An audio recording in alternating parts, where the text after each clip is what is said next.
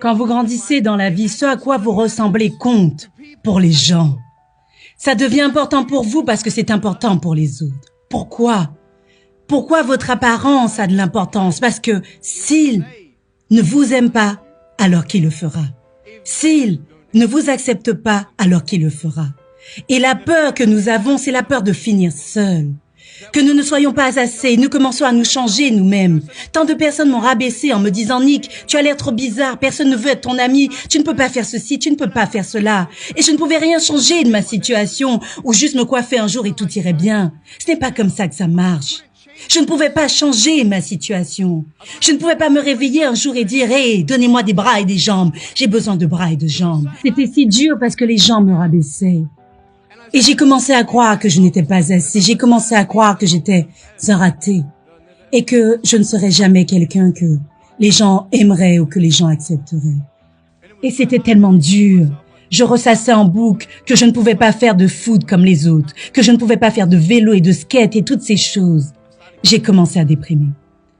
Je me suis demandé quel type de chemin de vie je devais vivre. Est-ce que j'étais juste là pour vivre puis mourir? N'y avait-il pas un but pour moi? N'y avait-il pas un but dans ma vie? J'avais des questions et aucune réponse.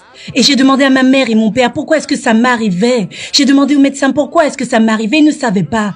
Il y a des choses dans la vie qui sont hors de votre contrôle, que vous ne pouvez pas changer et avec lesquelles vous devez vivre. Le choix qui s'offre à nous est soit d'abandonner, soit de continuer à avancer. J'aimerais que vous vous demandiez ce en quoi vous allez croire. Allez-vous croire en vous? Allez-vous croire au jugement des autres sur vous? Allez-vous croire les gens quand ils disent que vous êtes un raté? Des gens qui ne vous aiment pas, qui ne se soucient pas de vous.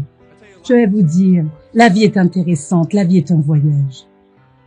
Vous voyez ça, ce téléphone ici? Disons que je veux arriver au téléphone, ok? Et je commence à partir d'ici. Maintenant, pour arriver au téléphone, ce n'est pas comme si j'allais commencer à méditer en fredonnant pour flotter dans les airs, n'est-ce pas? Ça ne marche pas comme ça. Je dois donc faire un pas à la fois, un pas à la fois, un pas à la fois. Vous ne pouvez faire qu'un pas à la fois. Je me fiche de la taille de votre pas, c'est seulement un pas à la fois. Vous ne pouvez pas faire deux pas en un, vous comprenez? Ça marche de cette manière, un pas à la fois.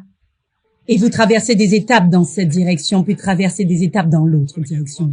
Donc vous vous perdez en chemin et parfois vous tombez. Mais honnêtement, en cours de route, vous pourriez tomber de cette manière. Vous voyez? Mais je vous le dis, il y a des moments dans la vie où vous tombez et vous avez l'impression de ne pas avoir la force de vous relever. Donc vous mettez une sorte de masque sur votre visage quand vous arrivez à l'école, prétendant que tout va bien, quand ce n'est pas le cas. Et vous rentrez chez vous et vous vous allongez dans votre lit où personne ne vous regarde, où vous n'avez personne à impressionner, où vous êtes vous. Et la peur arrive. Vous savez la peur que vous avez dès que vous franchissez les portes de votre maison. Il y a peut-être un foyer qui se déchire, peut-être que vous avez des doutes dans vos vies. Peut-être que vous ne savez pas ce que l'avenir vous réserve et que ça vous terrifie. Peut-être que vous vous inquiétez de ce que les gens pensent de vous, de ce que les gens disent de vous. Juste que cette peur vous paralyse. Et ce que je veux vous demander aujourd'hui, pensez-vous avoir de l'espoir? Parce que je vous le dis, je suis à terre, visage au sol, et je n'ai pas de bras, pas de jambes. Cela devrait être impossible pour moi de me relever. Cela devrait être impossible pour moi de me relever, mais ce n'est pas le cas. Vous voyez, j'essaierai 100 fois de me relever. Et si j'échoue 100 fois, si j'échoue et que j'abandonne, est-ce que vous pensez que je me relèverai un jour? Non. Mais si j'échoue et que j'essaye encore, et encore, et encore, tant que j'essaie, j'aurai toujours une chance de me relever. Ça fait sens pour vous?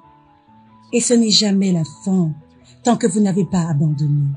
Et juste le fait que vous soyez ici devrait vous convaincre que vous avez une nouvelle chance de vous relever.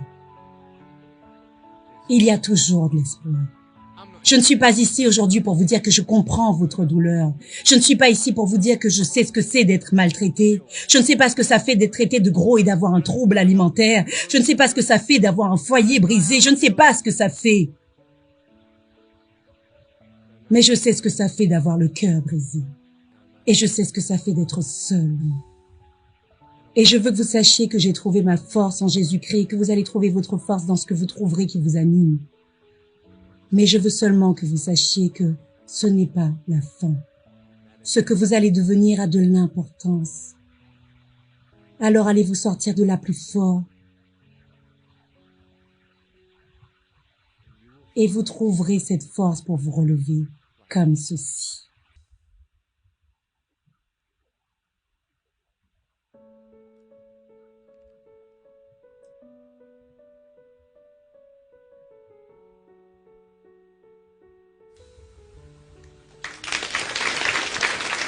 Vous avez le choix d'abandonner ou de continuer à avancer. Abandonnez ou vous relevez. Quand vous échouez, essayez encore et encore et encore.